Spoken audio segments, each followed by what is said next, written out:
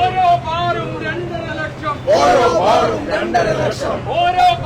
2.5 ലക്ഷം. Total കോടികൾ കീശയിലായി.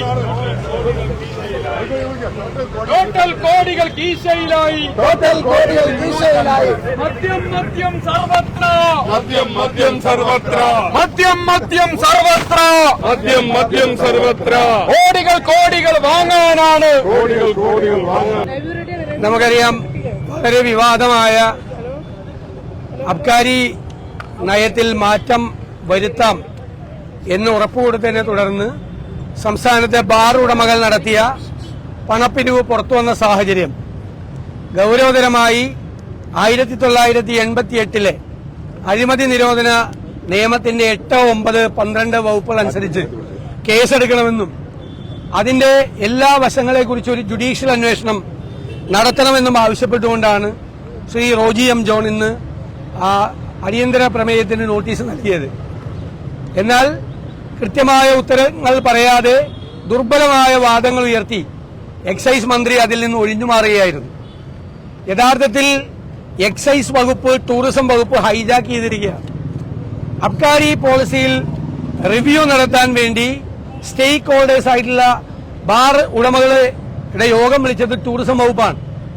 ഞങ്ങളുടെ പ്രധാനപ്പെട്ട ചോദ്യം, അബ്കാരി പോളിസിയിൽ മദ്യനയത്തിൽ മാറ്റം വരുത്തുന്നതിന് യോഗം വിളിക്കാൻ ടൂറിസം വകുപ്പിന് എന്ത് അധികാരം എന്നതാണ് ഞങ്ങൾ ഉയർത്തിയ ഏറ്റവും പ്രധാനപ്പെട്ട ചോദ്യങ്ങൾ. അതിന് ദുർബലമായ മറുപടിയാണ് ആ മന്ത്രിമാർ രണ്ടുപേരും നൽകിയത്. അപ്പോൾ എക്സൈസ് വകുപ്പിനെ ടൂറിസം വകുപ്പ് ഹൈജാക്ക് ചെയ്തിരിക്കുകയും ഈ മദ്യവുമായി ബന്ധപ്പെട്ട പോളിസിയിൽ മാറ്റം വരുത്തി കൊടുക്കാം എന്ന് ബാർ ഉടമകൾക്ക് ഉറപ്പ് നൽകുകയും ചെയ്തു.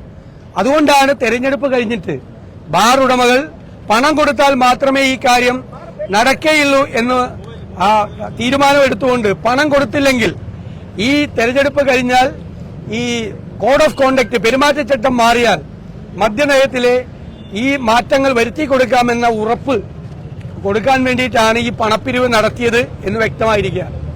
ഇക്കാര്യത്തിൽ സഭയ്ക്കകത്തും പുറത്തും അതിശക്തമായ നിലപാടെടുത്തുകൊണ്ടാണ് പ്രതിപക്ഷം മുന്നോട്ട് നീങ്ങുന്നത്. ഒരു വിട്ടുവീഴ്ചയും ഇക്കാര്യത്തിലില്ല. മന്ത്രി കൊടുത്ത പരാതിയിൽ അന്വേഷണം നടക്കുന്നുണ്ട് എന്നാണ് മുഖ്യമന്ത്രി പറഞ്ഞത്. മന്ത്രി കൊടുത്ത പരാതി എന്താണെന്നറിയാം.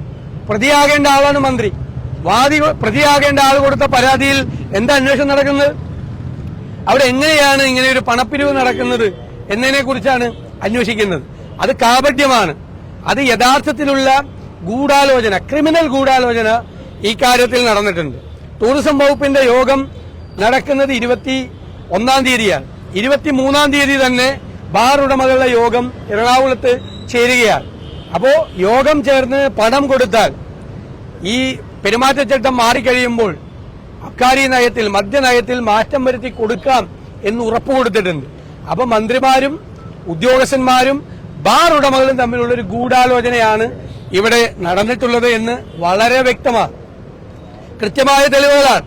ഇതിനു മുൻപ് ബാർ കോഴ വിവാദമുണ്ടായ കാലത്ത് ശ്രീ KM മാണിക്കെതിരെ അന്നത്തെ പ്രതിപക്ഷ നേതാവ് ശ്രീ അച്യുതാനന്ദൻ നടത്തിയ പ്രസംഗം, ശ്രീ കോടിയേരി ബാലകൃഷ്ണൻ നടത്തിയ പ്രസംഗം, അന്നത്തെ പാർട്ടി സെക്രട്ടറിയായ ശ്രീ പിണറായി വിജയൻ ഇട്ട ഫേസ്ബുക്ക് പോസ്റ്റ് എല്ലാം ഇപ്പോഴത്തെ അന്തരീക്ഷത്തിന് യോജിക്കുന്ന കാര്യങ്ങൾ തന്നെയാണ്.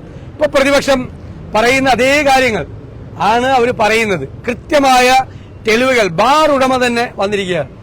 അന്ന് ശ്രീ BS അച്യുതാനന്ദൻ കൊടുത്ത പ്രതിപക്ഷ നേതാവെന്ന കൊടുത്ത പരാതിയിലാണ് അന്ന് അന്വേഷണം പറഞ്ഞത്.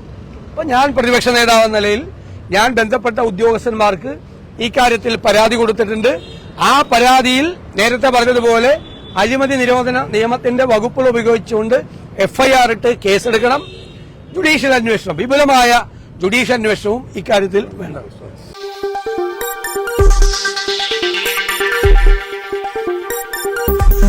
ഈ വാർത്തകൾ നിങ്ങൾക്കായി അവതരിപ്പിച്ചത് നിങ്ങളുടെ സ്വപ്ന ഭവനങ്ങൾക്ക് ചാരുത പകരാൻ അന്താരാഷ്ട്ര നിലവാരത്തിലുള്ള LED ലൈറ്റുകളുടെയും ബ്രാൻഡഡ് ഇലക്ട്രിക്കൽ, പ്ലംബിംഗ്, സാനിറ്ററി ഫിറ്റിംഗ്സുകളുടെയും വമ്പൻ ശ്രേണി ഒരുക്കി CS agencies and electricals. Mamam പാലത്തിന് സമീപം, Palamood, Attingal. Phone 9349636108 702552331. CS agencies and electricals, Mamam പാലത്തിന് സമീപം, പാലമൂട്, ആറ്റിങ്ങൽ.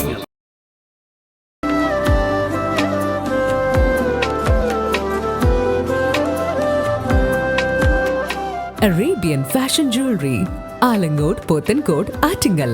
അതിരുകളില്ലാത്ത ആത്മബന്ധം.